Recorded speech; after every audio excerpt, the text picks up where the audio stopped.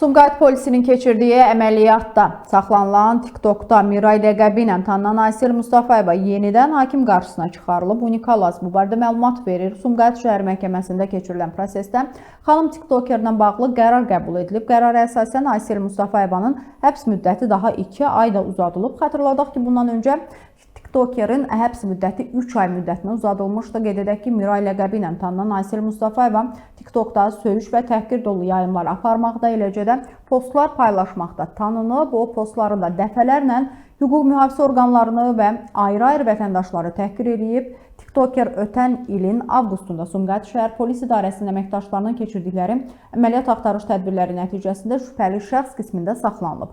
Sumqayıt şəhər məhkəməsinin qərarı ilə onun barəsində 4 ay müddətinə həbs qətimkan tədbiri seçilib. Ona qarşı Cinayət Məcəlləsinin narkotik vasitələrin qanunsuz dövriyyəsi qabaqcadan əlbir olan bir qrup şəxs tərəfindən və ya mütəşəkkil dəstə tərəfindən törədildikdə maddəsi ilə ittiham irəli sürülüb.